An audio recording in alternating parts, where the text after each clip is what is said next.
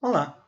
A nossa mensagem de hoje vem de Lucas, capítulo 1, versículo 41 a 43, e diz o seguinte: Ao ouvir a saudação de Maria, o bebê de Isabel se agitou dentro dela, e Isabel ficou cheia do Espírito Santo. Em alta voz, Isabel exclamou: Você é abençoada entre as mulheres, e abençoada é a criança em seu ventre, porque tenho a grande honra de receber a visita da mãe do meu Senhor.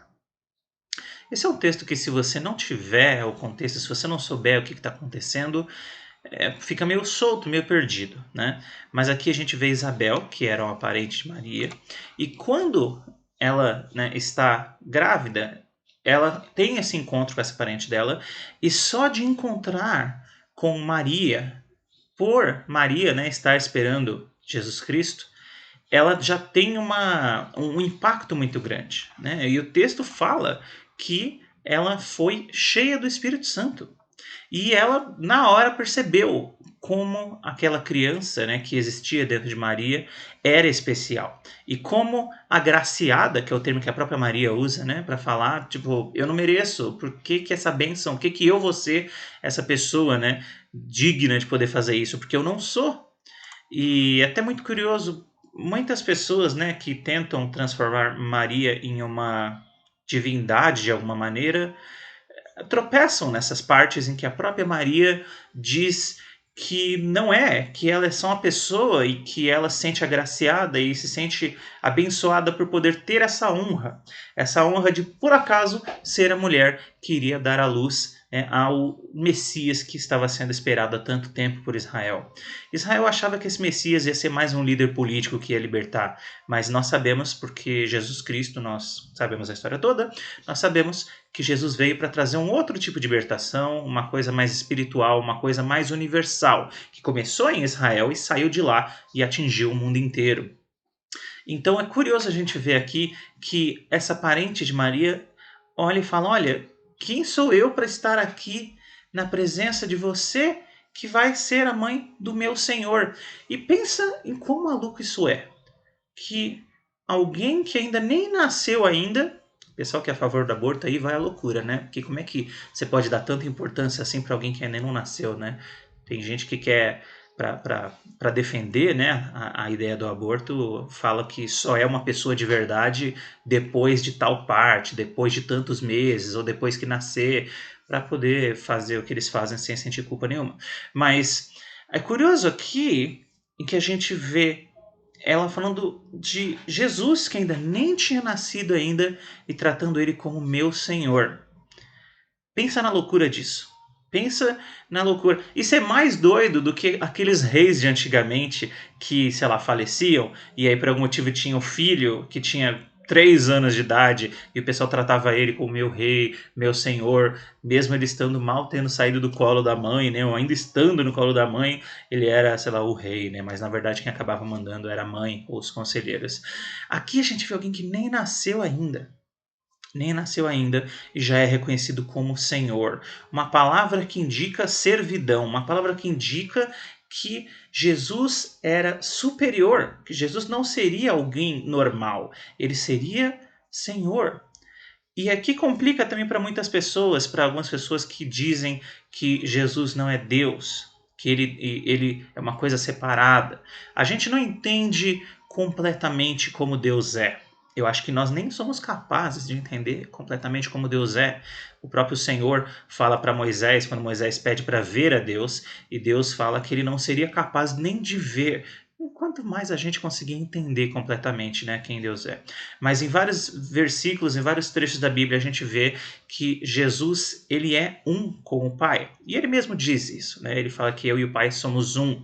E quando Jesus falava esse tipo de coisa, muitas pessoas queriam matar ele, porque falando esse tipo de coisa, ele estava indicando de que ele estava num nível de igualdade com Deus. E que ele não era só uma pessoa qualquer que nasceu naquela casinha e era construtor de móveis e coisas assim. Quando eles diziam isso, eles acusavam ele de blasfêmia, tentavam matar Jesus. Então é curioso que hoje em dia o pessoal fica tipo, não, mas o que Jesus estava dizendo é uma coisa mais simbólica, assim, sabe? Que ele e o Pai são um. quando naquela época o pessoal já entendia exatamente o que ele estava dizendo, porque tentaram matar ele por causa disso várias e várias e várias vezes.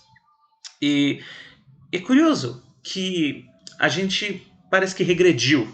Né? Naquela época o pessoal já entendia o que era que Jesus estava dizendo, que ele e o Pai são um, ele se colocava, né, num nível de igualdade, e ao mesmo tempo em que ele falava eu e o Pai somos um, parece que tinha uma certa distância, porque Jesus sempre estava orando, né? Sempre buscando ao Senhor. E quando ele está na cruz, recebendo o pecado do mundo sobre ele, então aí que ele sente uma separação, uma distância, e ele sente como se Deus tivesse abandonado ele. Esse sentimento terrível, né, que ele teve na cruz. Então é um mistério muito grande, né? Não sou eu aqui em 10 minutos que vou solucionar os mistérios de Jesus, mas a gente sabe que ele e o Pai eram um, a gente sabe do seu estado de divino, tanto que do Evangelho para frente, a gente muitas vezes vê Jesus sendo tratado como o próprio Deus.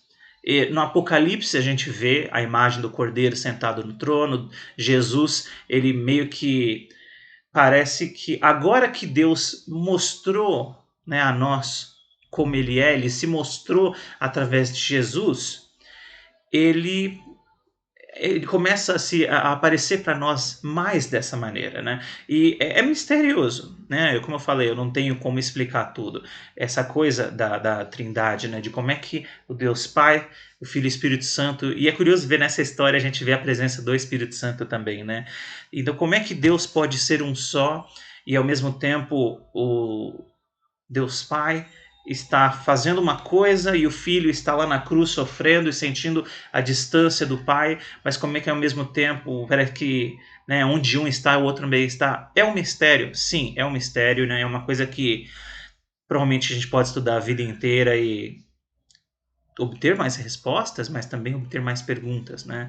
Como eu falei, se a gente pudesse entender quem Deus é, isso significaria que nós temos um intelecto capaz de compreender a Deus, o que claramente não é verdade. Claramente não é verdade. É por isso que, por mais que a gente tenha, né, na área científica, pessoas que servem a Deus, e nós temos bastante, nós nunca vamos ter provas. Nós nunca vamos ter um jornal científico falando Deus existe por causa disso, disso, daquilo, porque a ciência ela trabalha com o que ela pode provar dentro de laboratório, dentro de estudos. E o ser humano não tem capacidade de pegar Deus e querer encolher ele o suficiente para estudá-lo. Não é possível. E quem somos nós para ser capazes de fazer isso? Nós não conseguimos.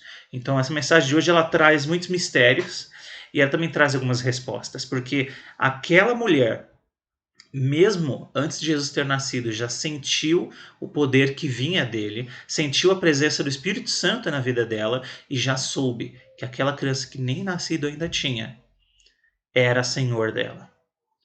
E é curioso a gente ver como tem gente que teima, né, e não aceita e rejeita. E aqui a gente vê uma mulher que nem tinha visto Jesus. E ela sentiu, ela compreendeu aquilo que muita gente rejeita a vida inteira, que Jesus é Senhor. E a palavra Senhor, ela não quer dizer amiguinho. A palavra Senhor não quer dizer aquele que eu obedeço quando eu estou afim, como um filho rebelde. Não. Senhor manda. Senhor é poderoso. Senhor tem a ver com servir. Ele manda e eu obedeço, porque ele é Senhor absoluto.